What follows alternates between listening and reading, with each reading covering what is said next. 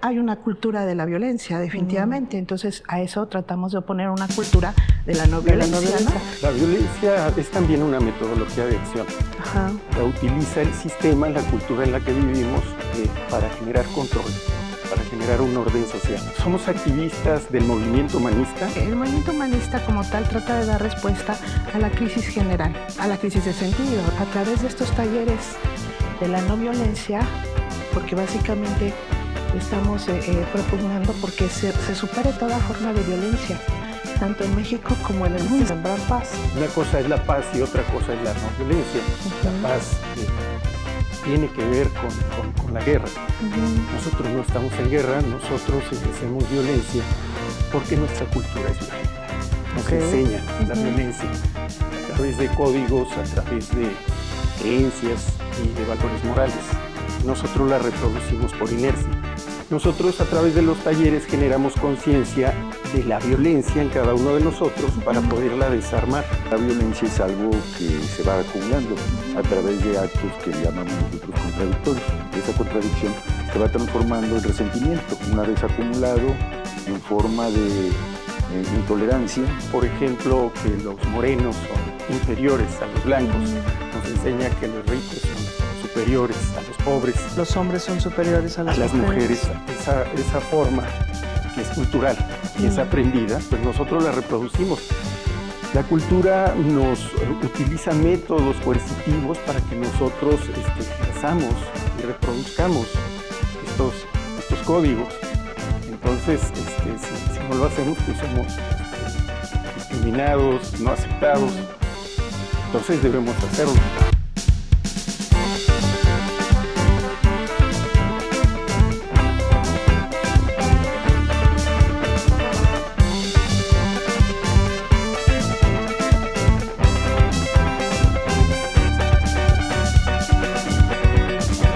Claro que sí, reportando para Secretaría de Cultura de la Ciudad de México. Hola, ¿qué tal?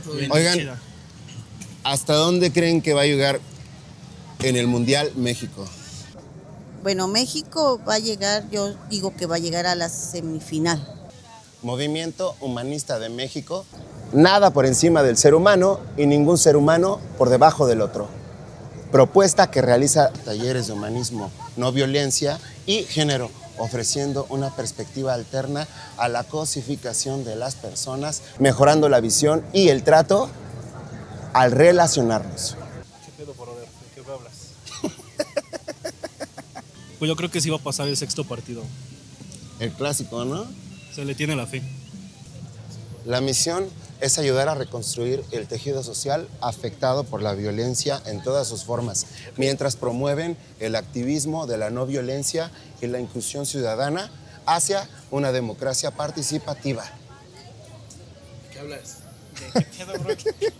Puta, hasta yo, sinceramente, le calculo el quinto partido, el famosísimo quinto partido, güey. No, yo ya me emocioné, vamos a llegar a semifinales. Cambiando el hábito de la violencia por acciones conscientes de no violencia. Ay, yo no sé, la verdad. ¡Viva México! No quiero sonar malhechista. Pero en el Campeonato Mundial de Ajedrez. Okay. No te pegué. Perdón. Bienvenidos a Vocera. Movimiento Humanista. Vocera.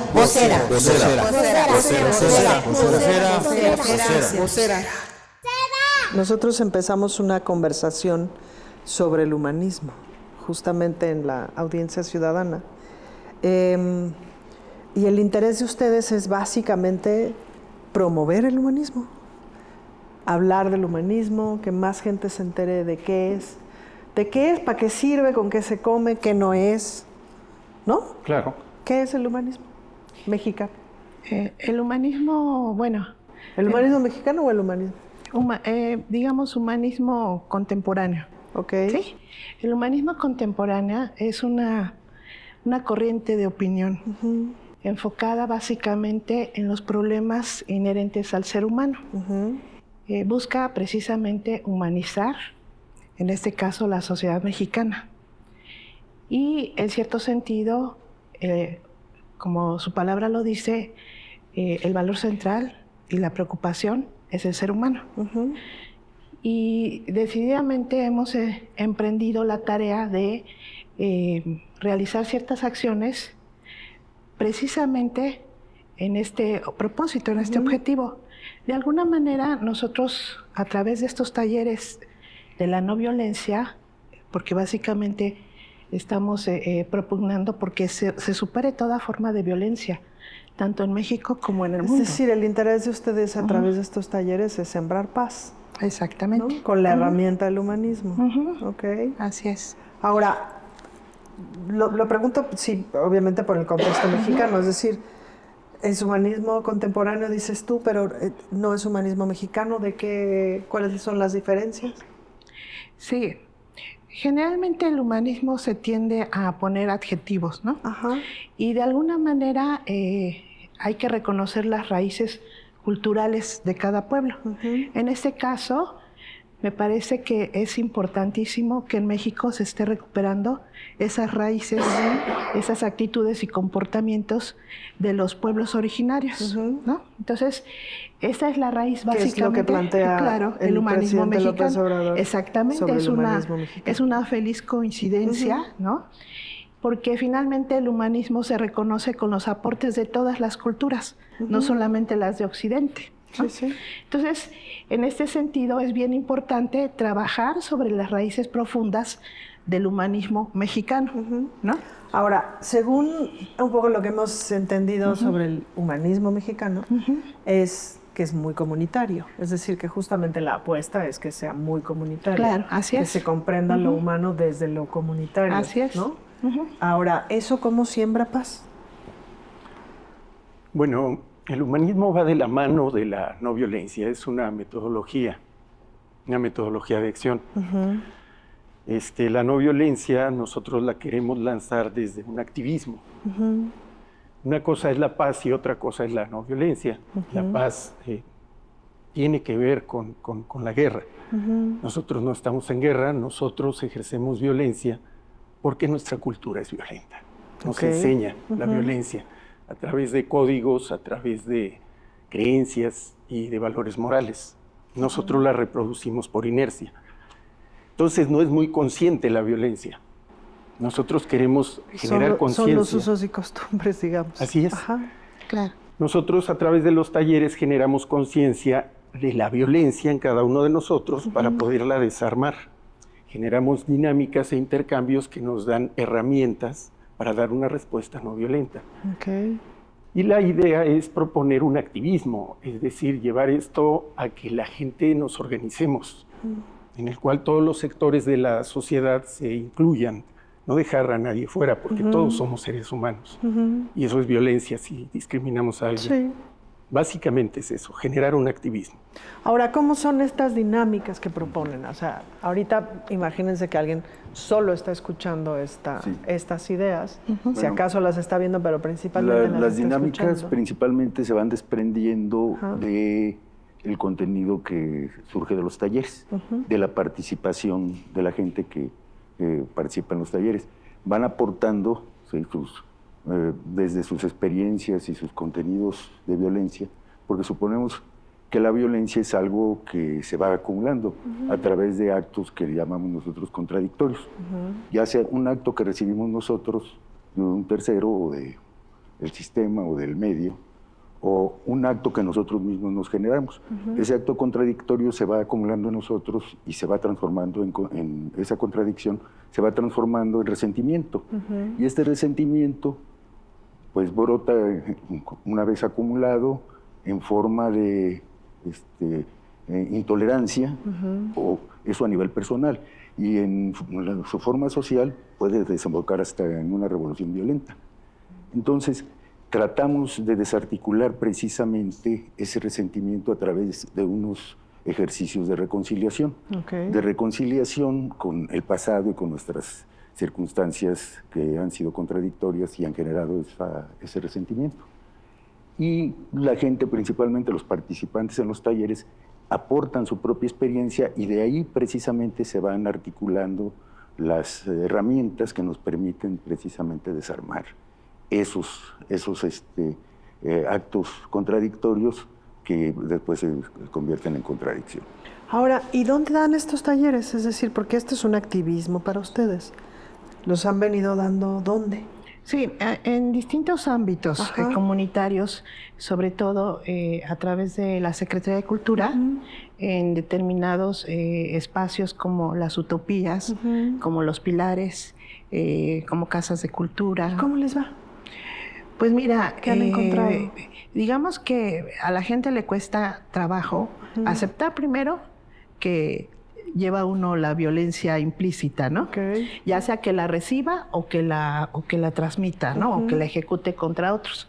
Porque muchas veces se tamiza, no es violencia, ¿no? Entonces uno tiene que partir de ahí. De alguna manera, en las primeras experiencias sí le preguntábamos a la gente, oye, ¿tú crees que sientes que esta sociedad ejerce algún tipo de violencia sobre ti o que tú la ejerces? Y costaba trabajo, ¿no? Encontrábamos ciertas resistencias. Pero sí, estamos tratando de que se canalice y que se abran los espacios más para poder transmitir estos talleres, ¿no? Que además tienen contenidos, como dice Adonai, muy interesantes, ¿no? Tanto experienciales como actitudinales, procedimentales incluso, ¿no? Entonces vale la pena que la gente comprenda que pues la cultura violenta, ¿no? Nos ha hecho creer que la traemos en la carga genética, ¿no? ¿La violencia es una cultura? Hay una cultura de la violencia, definitivamente. Entonces, a eso tratamos de oponer una cultura de la no violencia, ¿no? Ahora, desde su análisis, ¿de dónde viene esa cultura de la violencia? Bueno, la violencia se utiliza, es también una metodología de acción. La utiliza el sistema, la cultura en la que vivimos, para generar control, para generar un orden social. Entonces nos enseña, por ejemplo, que los morenos son inferiores a los blancos. Nos enseña que los ricos son superiores a los pobres. Que los hombres son superiores a las mujeres. A eso iba. Y entonces, por ejemplo, esa forma que es cultural, que es aprendida, pues nosotros la reproducimos. La cultura nos utiliza métodos coercitivos para que nosotros ejerzamos y reproduzcamos estos códigos. Entonces, si no lo hacemos, pues somos discriminados, no aceptados. Entonces debemos hacerlo. Lo que nosotros proponemos a través de estos talleres es tomar conciencia de eso, de ese actuar, y dar una respuesta distinta, como decía la compañera. ¿Y cómo es que se juntaron ustedes? Bueno, nosotros llevamos mucho tiempo. ¿Se conocieron en una fiesta o qué? No, somos activistas del movimiento humanista. Entramos en diferentes épocas. Yo soy, por ejemplo, del 86 más o menos. Tenía como 15 años cuando entré. Mis compañeros creo que tienen un poco más de tiempo en el movimiento. Y aprendimos en el activismo de la no violencia y del humanismo, pues todas estas cosas que proporcionamos, estas herramientas en los talleres. Nuestro origen es el movimiento humanista. Sí, por supuesto. Sí, el movimiento humanista como tal trata de dar respuesta a la crisis general. Y a la crisis de sentido. A la crisis de sentido, ¿no? Por supuesto, también. Y entonces, en este sentido, se instrumentan acciones precisamente, ¿no? A favor de la gente, ¿no? Conocemos que hay muchas causas, ¿no? Psicosociales, socioambientales, de todo tipo, feministas incluso, ¿no? Entonces apuntamos hacia ahí, hacia dar el aporte y acompañar estos procesos de transformación.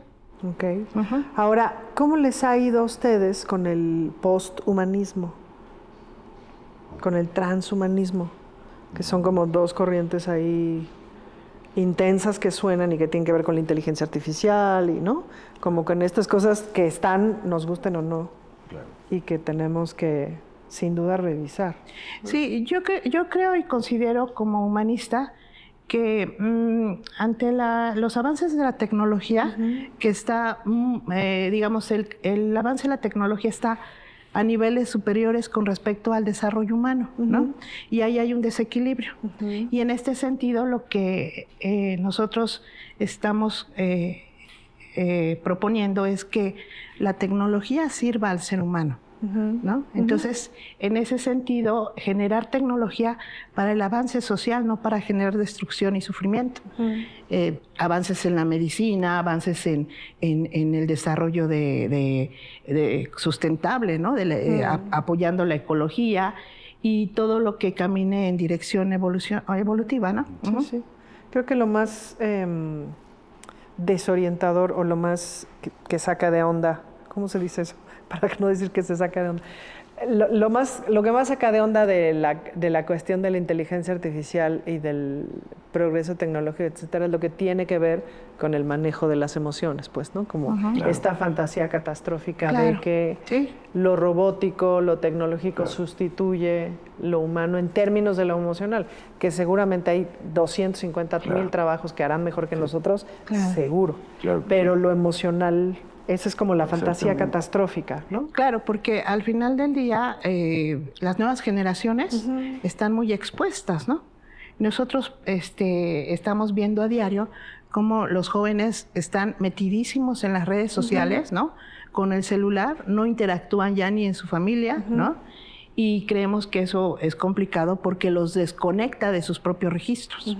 Entonces, con los talleres de la no violencia y del humanismo, tratamos de que la gente conecte con sus propios registros, ¿no? Sobre todo en función del humano que hay en ellos y de los demás, ¿no? A través de la comunicación también directa, ¿no? Porque no hay como la comunicación directa. No hay como la comunicación. El otro día hicimos una feria de los museos en el Monumento a la Revolución y entonces un museo puso un perrito robot y yo iba con mi perrita. Y entonces pues dije, pues voy a llevar a mi perrita que juegue con el perrito robot. Y entonces se acercó, olió al robot y le valió 3 kilos de maciza. Le dejó de interesar porque no había olor interesante. Se fue para la goma. No había un semejante ahí. No había un semejante ahí, pues, ¿no? Pero fue como muy interesante ver. Sí, porque los animales son seres sintientes. Y ellos también registran, también tienen su percepción. Pero digo, para nosotros el olor es importante. Claro, totalmente, sí. Pero la tecnología es un producido humano, así como el arte. Y la tecnología es del humano para el humano, así como el arte también. Y son muestras evidentes de una característica del ser humano que es creativo y que es transformador. Y lo hace, por ejemplo, en el arte, deja plasmada su creatividad y la deja ahí. Lo mismo, por ejemplo, en el caso de la tecnología, la genera para el mismo ser humano. Aquí el problema es que estamos en un sistema en el que pues, se nos cosifica, ¿sí? Se nos cosifica como consumidores, se nos cosifica también como trabajadores, se nos toma como recursos. Sí, incluso, no sé, las empresas, las fábricas tienen su oficina de recursos humanos, ¿sí? No se toma al ser humano como un ser humano, sino como un objeto, como un recurso, y como un recurso para generar ganancias, en donde las religiones han perdido relevancia y ha ganado el terreno el Dios mayor, que es el dinero. ¿Sí? Entonces, nosotros partimos pues, del hecho de que el ser humano es histórico y social, y que el ser humano tiene entre sus cualidades inherentes el hecho de que es solidario, de que es intencional, ¿sí? Y por lo tanto transformador del mundo y de sí mismo. Transforma su entorno y se transforma. ¿Bueno por naturaleza? No por naturaleza, precisamente, porque rebasa la naturaleza. Todos nosotros, por ejemplo, vivimos en un mundo sintético, en una ciudad sintética, en una ciudad que hemos elaborado nosotros mismos y la hemos generado para nosotros mismos. Y en este proceso histórico, porque el ser humano es histórico, se cree, por ejemplo, dice la religión en esta zona de nuestro país, que el ser humano es a imagen y semejanza de Dios, pero no es así. Esa imagen y semejanza de su medio donde se crea, donde Él te va creando, ¿sí? ¿Por qué? Porque absorbe las costumbres, la cultura, el lenguaje, los modismos, etcétera. Ahora, ¿no corre el riesgo el humanismo de estar demasiado centrado en lo humano y desconocer el resto de las especies, el entorno, la ecología, etcétera? No se desconoce de ninguna manera. Se integra precisamente al humano. Y a lo largo de nuestra historia y de la transformación que hemos venido ejerciendo, pues hemos venido tratando de poner de acuerdo, ¿sí? sin mucho éxito, por cierto, porque surgen grupos que en un momento dado tratan de beneficiarse y de obtener privilegios, sí, del resto de los demás cosificándolos. Entonces nos han llevado esto a un ejercicio de la violencia tan crítico que no nos ha quedado más que refugiarnos en el individualismo. Nos cuesta trabajo ya comunicarnos con el otro, ¿sí? Y ponernos de acuerdo para cómo resolver nuestros problemas más inmediatos, cómo llegar a nuestras aspiraciones, ¿sí? Y cómo ir satisfaciéndonos en lo más importante de nosotros, que es nuestra situación emocional. ¿Sí? Entonces dan desbordes como el hecho de que crecen, por ejemplo, en demasía, no sé, trastornos como la ansiedad, como la depresión, ¿verdad? Precisamente provocadas por ese aislamiento. ¿Sí? Entonces nos refugiamos en el aislamiento, nos cuesta mucho trabajo, ¿sí? Comunicarnos con el otro, se nos acerca alguien y suponemos que vamos a ser agredidos. A menos que haya un partido de por medio y gane México, como hemos Podría ser. demostrado. Podría Porque ser. ahí se abraza quien no se conoce. Eso es muy impresionante. Claro. ¿Qué sigue para ustedes? ¿Qué sigue para el trabajo de ustedes? Necesitamos encontrar espacios, necesitamos trabajar con el gobierno, porque el gobierno tiene mucha infraestructura. Necesitamos que nos abra espacios para que nosotros podamos desarrollar estos talleres y otras dinámicas también. Por ejemplo, nosotros proponemos una democracia participativa. Vivimos en una democracia representativa. El humanismo propone una participativa porque a través de la participación el ser humano desarrolla sus cualidades y su potencial, como bien decía mi compañero. El cuarto poder. Necesitamos empezar a generar esta participación en la gente. Necesitamos generar lazos de comunicación. Necesitamos hacer que la gente registre, como dice mi compañera, al otro, como este perrito que se acercó al robot y no lo registró. Así es. Nosotros no somos robots, somos seres humanos y necesitamos encontrar ese registro común para trabajar de una manera conjunta y solidaria. Necesitamos construir todo eso. Y eso solo se hace a través del trabajo directo con la gente. Eso no lo resuelve ninguna campaña, no lo resuelve enseñar pensamiento crítico en las escuelas, ni siquiera adherir a la no violencia, sino el trabajo en conjunto. Necesitamos producir eso. Y por eso es que nos acercamos a la Secretaría de Cultura. Súper. Pues sigamos trabajando. No, gracias. Y la idea es precisamente, de alguna manera, cumplir con este propósito, ¿no? Que nos hemos... ahora sí que nos hemos propuesto, valga la redundancia, pero sí, aún con todas las resistencias, seguimos en esto, ¿no? Súper. Sí. Nos falta para otra ocasión tener la discusión sobre el feminismo. Claro. En otro momento. Eso es muy importante, sí. Muy importante. Sí, para digamos que para las feministas el punto de partida sobre justamente el ejercicio de la violencia, pues es el patriarcado, es decir, la construcción patriarcal y el ejercicio de todas las violencias. Así es, sí. Pero bueno, luego platicamos de eso. Sí, Muchísimas gracias. Con mucho gusto. Gracias a ti. Gracias. Con mucho gusto. Muchas gracias. Y le vamos a poner atención al tema de la violencia hacia las mujeres y la violencia de género, porque actualmente se están expresando muy diversas formas de ejercer el género, distintas.